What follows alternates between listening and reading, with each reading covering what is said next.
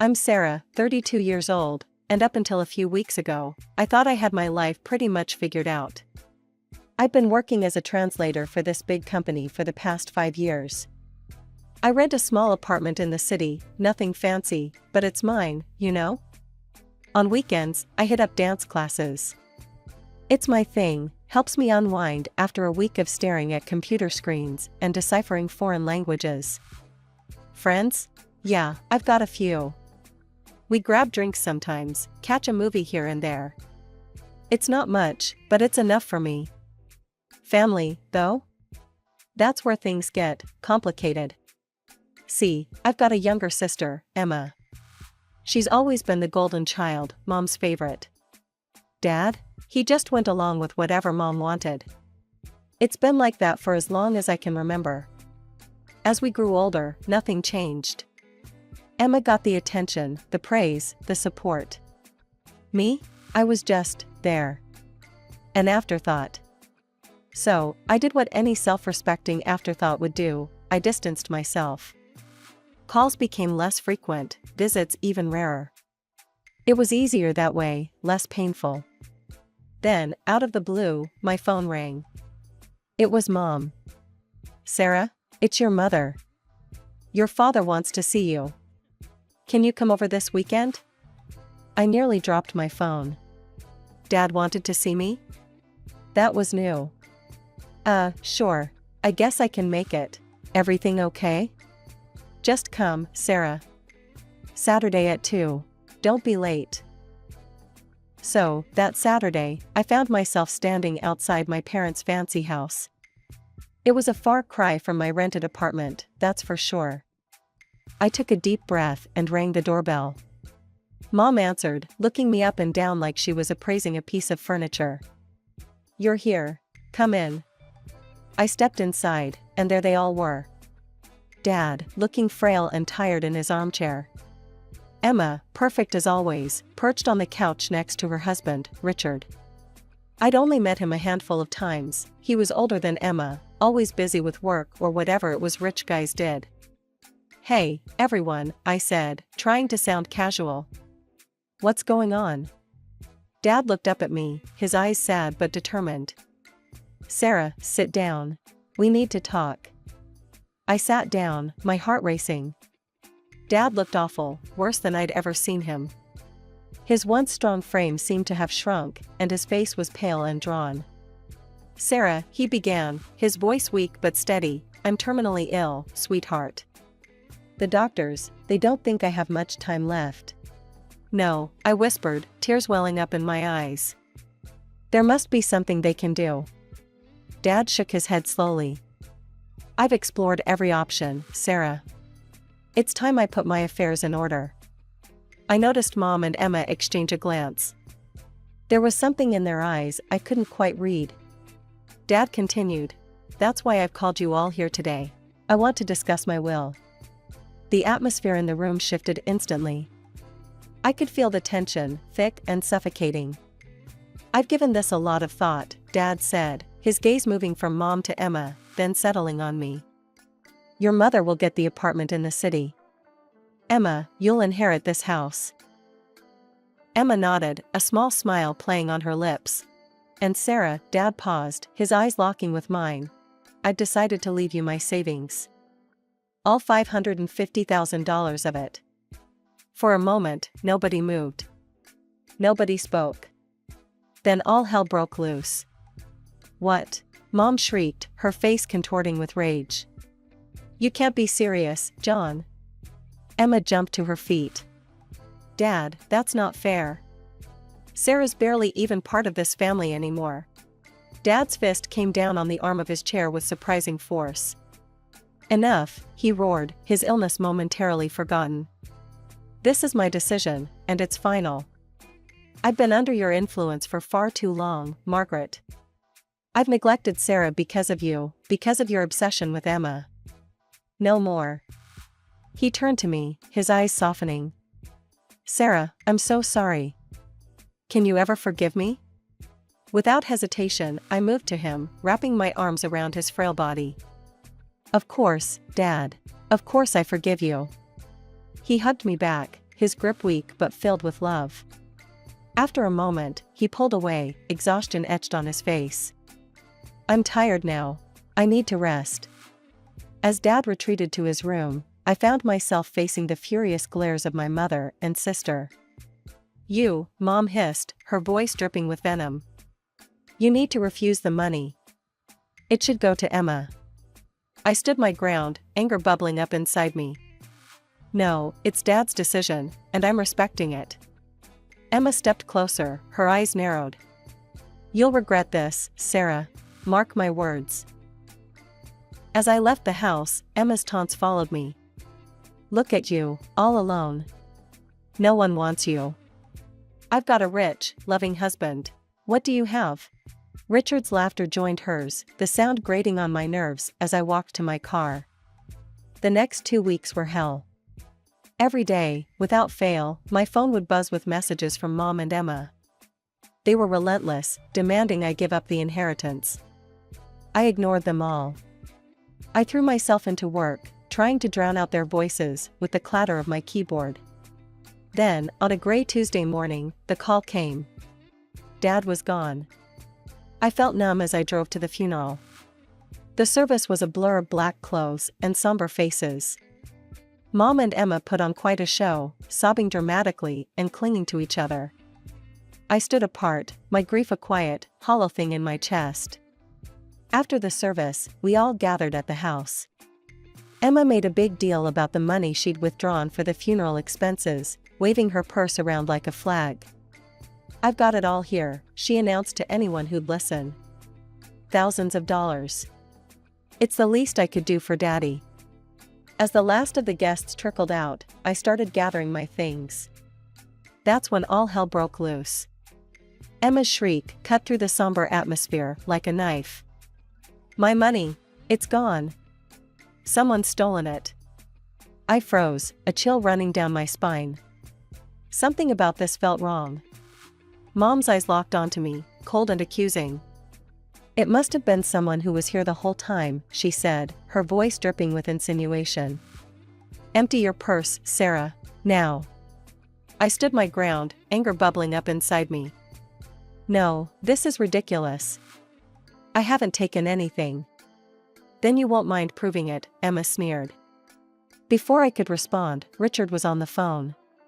"Yes, police? We'd like to report a theft." My heart pounded as we waited for the police to arrive. This couldn't be happening. Not today, of all days. The officers were professional, but firm. "Ma'am, we're going to need to check your bag," one of them said. Trapped, I handed over my purse. The officer opened it, reached inside, and pulled out a wad of cash and Emma's credit cards. The room exploded into chaos. Mom and Emma hurled accusations and insults, their voices rising to a fever pitch. I stood there, shell-shocked, trying to make sense of what was happening. "I didn't do this," I stammered. "I swear, I don't know how those got there." But my protests fell on deaf ears. At the police station, I sat in a cold, sterile room, my mind reeling. Then, to my surprise, Mom walked in. For a fleeting moment, I thought she might have come to help me. I should have known better. She leaned in close, her voice a venomous whisper. "Give up the inheritance, Sarah. Do it, or you'll rot in jail. Everyone will know you as the rat who steals from her own family. Is that what you want?" I felt something snap inside me. Years of neglect, of being the family outcast, of taking their abuse, it all came to a head in that moment. "No," I hissed back. "No, I won't give it up. Do your worst." Mom's face twisted with fury. "Fine. Enjoy prison, you ungrateful trash." She stormed out, leaving me alone with my anger and a newfound determination. I managed to post bail and get out of that hellhole, but my troubles were far from over. As I stumbled into my apartment, exhausted and angry, my phone rang. It was my boss, Mark. "Sarah, we need to talk," he said, his voice tense. "I received a call today. Someone told me about the theft accusations against you." I felt the blood drain from my face. Mark, I swear I didn't. I believe you, Sarah, he cut in. But we can't have this kind of scandal at the office. Not right now. I'm putting you on unpaid leave until this blows over. The line went dead, and with it, my last shred of composure. I sank to the floor, hot tears streaming down my face. I cried until I had no tears left, then something changed inside me. The sadness gave way to a cold, hard fury. With shaking hands, I pulled out my laptop and navigated to Emma's Facebook page. There, staring back at me, was post after post of luxury cars. Which one should I get, she'd written, just days before Dad's death. The timestamp mocked me, they'd planned this all along, even before Dad was gone. That was it. The final straw. I picked up my phone and dialed a number I'd never thought I'd use. Jackson Investigations, a gruff voice answered. I need your help, I said, my voice steadier than I felt. I need dirt on my sister and mother. They've set me up, and I'm going to prove it. The private investigator, a man named Mike, listened to my story without comment. When I finished, he let out a low whistle. Family drama, huh? Those are always the nastiest. I'll see what I can dig up. For 2 weeks, I waited. Finally, Mike called back. I've got good news and bad news, he said. Bad news is, your mom and sister are careful. They haven't discussed the inheritance or the theft where anyone could overhear. My heart sank. And the good news? I could almost hear his grin through the phone. Your sister's been a bad girl. I've got solid evidence she's cheating on that rich husband of hers. The next morning, I sent a carefully worded message to Richard, my sister's husband. Attached was a photo of Emma entering a hotel with a young, handsome man who definitely wasn't Richard. Interested in what happened next? I wrote.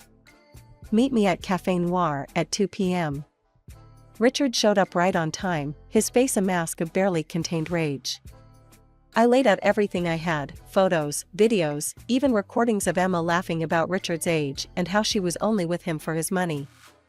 She said I'm boring in bed, Richard growled, his knuckles white as he gripped his coffee cup. That she's disgusted by me. I nodded sympathetically. I'm sorry, Richard. You deserve to know the truth. He looked up at me, his eyes hard. What do you want from me? Why show me this? I leaned in close. I want revenge, Richard. On Emma, on my mother. They set me up, tried to frame me for theft. I need your help to prove it. The next few days felt like an eternity. I paced my apartment, checking my phone obsessively, waiting for word from Richard. Finally, on the 4th day, my phone buzzed with a message. I've got what you need. Meet me. My heart raced as I drove to our agreed meeting spot, a quiet park on the outskirts of town. Richard was already there, looking grim but satisfied. Listen to this, he said, handing me a small USB drive. I plugged it into my laptop, and suddenly, I heard my mother's voice, clear as day. I can't believe how well it worked, she cackled. You should have seen Sarah's face when they found the money in her purse. Emma's laughter joined in. It was priceless. She actually thought she could get away with Dad's money. As if. Now she'll have to give up the inheritance, Mom said smugly. She can't risk going to jail. I felt a mix of emotions wash over me, vindication, anger, and a fierce determination. This is perfect, I told Richard. Thank you. He nodded, his face hard. I'm filing for divorce tomorrow. According to our prenup, if Emma cheats, she gets nothing. In fact, she'll owe me. The day of the will reading arrived faster than I expected. As I walked into the notary's office, I saw them all there, Mom, Emma, and Richard. Mom and Emma wore matching smug expressions, clearly expecting me to cave and give up my inheritance. The notary cleared his throat, ready to begin, but I held up a hand. Before we start, I have something to say. Mom and Emma exchanged gleeful glances, probably thinking I was about to renounce my claim. Oh, how wrong they were. I know what you did, I said, my voice steady. I know you set me up, planted that money in my purse. And I can prove it. Before they could react, I pressed play on the recording. Their own voices filled the room, confessing to their scheme. Mom and Emma's faces drained of color. How did you get that? Emma stuttered. That's when Richard stood up. I recorded it, he said, his voice cold. I heard everything. Emma's eyes widened in panic. Richard, I don't understand why you did this. He cut her off by tossing a manila envelope on the table. Out spilled photos of Emma with her lover. Save it, he spat. I know all about your affair too. I'm filing for divorce, and according to our prenup, you don't get a cent. In fact, you'll be paying me. The room erupted into chaos.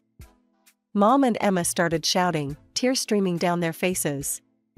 But their cries were cut short by a new voice. Ladies, you're under arrest. We all turned to see two police officers entering the room. I'd called them earlier, providing them with the evidence of the false accusation and blackmail attempt. As the officers led Mom and Emma away in handcuffs, I felt a weight lift off my shoulders. It was over. I'd won. The notary, who had watched the whole scene unfold with wide eyes, cleared his throat again. Well, shall we proceed with the reading of the will? I nodded, finally ready to honor my father's last wishes. As the notary read out the details, confirming my inheritance, I couldn't help but think of Dad. I hope you're proud of me, I thought. I didn't let them push me around anymore. The aftermath of that day in the notary's office was a whirlwind. True to my expectations, the lawsuit against Mom and Emma was a slam dunk. With the recorded evidence and the police report, their guilt was indisputable. The judge didn't go easy on them. Attempting to frame your own daughter and sister, he said, his voice dripping with disgust. I've seen a lot in this courtroom, but this takes the cake. The verdict came down hard. Mom and Emma were ordered to pay a massive fine, directly to me. The amount was so large, I almost felt dizzy when I heard it. Mom's face turned ashen when she realized what this meant. But I'll have to sell the apartment, she stammered. The judge showed no mercy. Perhaps you should have thought of that before engaging in criminal behavior, Mrs. Thompson. Emma didn't fare any better. With the divorce proceedings in full swing, she was forced to sell the house Dad had left her. Most of that money went to Richard as per their prenup, but a significant chunk came to me as part of the court-ordered compensation. I watched from a distance as their lives unraveled. The apartment I'd grown up in, the house where we'd had that fateful meeting about Dad's will, both sold to strangers. Mom and Emma were left with almost nothing. As for me, life was looking up. With Dad's inheritance and the lawsuit money, I was suddenly in a very comfortable financial position. The first thing I did was quit my translation job. As understanding as Mark had been, the whole experience had left a bad taste in my mouth. Instead, I decided to invest in myself. I'd always had a passion for languages, beyond just translating them. With my newfound resources, I enrolled in a prestigious linguistics program. It was challenging, but for the first time in years, I felt truly alive. I also bought myself a beautiful apartment in the heart of the city. The rest of the money, I invested wisely. I worked with a financial advisor to set up a portfolio that would provide me with a steady income. It wasn't about being rich, it was about having the freedom to live life on my own terms. Months passed, and slowly, the dust began to settle. I heard through the grapevine that Mom had moved to a small rental on the outskirts of town. Emma, last I knew, was crashing on a friend's couch, her dreams of luxury cars and easy living shattered.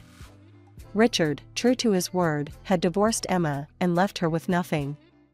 He sent me a brief email thanking me for opening his eyes. I'm traveling the world now, he wrote. Living the life I always wanted, without dead weight holding me back. I owe you one. As for me, I was thriving. My studies were going well, I'd made new friends who appreciated me for who I was, and for the first time in my life, I felt truly independent. A few months flew by in a whirlwind of activity. With my newfound financial stability and a burning desire to make something of myself, I decided to take the plunge and open my own language school. It felt right, combining my passion for linguistics with my experience as a translator. Thompson Language Academy, I mused, tracing the words on the freshly painted sign. It had a nice ring to it. Recruiting teachers was easier than I'd expected. There were plenty of talented linguists out there looking for an opportunity, and soon I had a solid team teaching everything from French to Mandarin, catering to both adults and kids. One evening, as I was locking up the school, my phone buzzed with a message. It was from Richard. "Hey Sarah, I'm back in town. Heard about your new school. Fancy celebrating your success over a glass of wine?" I hesitated for a moment. Richard and I had parted on good terms after the whole inheritance debacle, but we'd never been close. Still, I owed him for helping me expose Emma and Mom's scheme. "Sure," I texted back. "My place, 8 p.m.? That night, Richard showed up at my door with a bottle of expensive red wine and a warm smile. We settled on the couch, glasses in hand, and started chatting. As the wine flowed, so did the conversation. Richard told me about his travels, his eyes lighting up as he described the places he'd seen and the people he'd met. I found myself opening up too, telling him about the challenges and joys of starting my own business. It felt nice. As the night wore on and the wine bottle emptied, I realized I was seeing a whole new side of Richard. I'm not sure who made the first move. Maybe it was the wine, maybe it was the newfound connection, or maybe it was just the culmination of all the changes in our lives. But suddenly, we were kissing. When I woke up the next morning, I found Richard already awake, watching me with a mix of affection and uncertainty. "Sarah," he began, his voice serious. "I need to be honest with you. I know I wasn't the best person before. I underestimated you, laughed at you along with Emma. I was wrong, and I'm sorry." I listened, my heart pounding. Where was this going? He took a deep breath. "But last night, it made me realize something. You're an incredible woman, Sarah. I'd like a chance to start over, to do things right this time. Would you consider dating me?" I stared at him, my mind whirling. Date Richard? My sister's ex-husband? It was crazy, completely insane. And yet, yes, I heard myself say. Let's give it a shot. Richard's face lit up, and as he leaned in to kiss me, I couldn't help but laugh to myself. If someone had told me a year ago that I'd be dating my sister's ex-husband, I'd have thought they were nuts. But here I was, embarking on yet another unexpected journey. Just when I thought things were settling into a comfortable rhythm with the language school thriving and my relationship with Richard blossoming, the past came knocking, literally. It was a quiet Sunday afternoon when I heard angry pounding on my front door. I opened it to find Emma, her face contorted with rage. "You backstabbing trash," she screamed, pushing past me into the apartment. "I know about you and Richard. You've always wanted to take him from me, haven't you? You've always been jealous of what I had." I felt my own anger rising. "That's ridiculous, Emma. Richard left you because you cheated on him, remember? This has nothing to do with—" "Oh, please," she interrupted, her voice dripping with venom. "As if he'd stay with you. There's nothing special about you, Sarah. You're not beautiful, not like me. He'll leave you just like everyone else does." Her words stung, hitting old insecurities I thought I'd left behind. But I wasn't that pushover anymore. "Get out," I said, my voice low and dangerous. "Get out of my home and stay out of my life. We're done, Emma. For good." She glared at me for a long moment before storming out, slamming the door behind her. I sank onto the couch, suddenly feeling ill. I spent the rest of the day in a fog, trying to shake off the nausea and unease. But as the nausea persisted into the next day, a different kind of unease settled over me. On a hunch, I ran down to the pharmacy and bought a pregnancy test. Positive. I was pregnant. My mind reeled. A baby? Now? I needed to tell Richard. This affected him too, after all. I braced myself for his reaction, prepared for anything from joy to anger to a hasty retreat. When I broke the news, Richard was quiet for a long moment. Then, to my surprise, he wrapped me in a tight hug and sighed dramatically. "Richard?" I asked, confused by his reaction. He pulled back, a mischievous glint in his eye. "Well, Sarah, I'm afraid you're going to regret this." I stared at him, my heart pounding. "What do you mean?" His serious expression cracked, replaced by a wide grin. "Because now you're stuck with me for years. Will you marry me?" For the second time in as many days, I was stunned speechless. But this time, joy bubbled up inside me, replacing the earlier distress. "Yes," I laughed, happy tears spilling down my cheeks. "Yes, I'll marry you." As we kissed, celebrating our engagement and the new life growing inside me, I marveled at how far I'd come. From the neglected daughter to a successful business owner, from a victim of my family's schemes to a woman creating her own family. Now, as I plan our wedding, I know there will be two conspicuous absences. Mom and Emma won't be invited. It's a bittersweet decision, but I know it's the right one. I'm building a new life, one filled with love, respect, and happiness. There's no room for their toxicity anymore.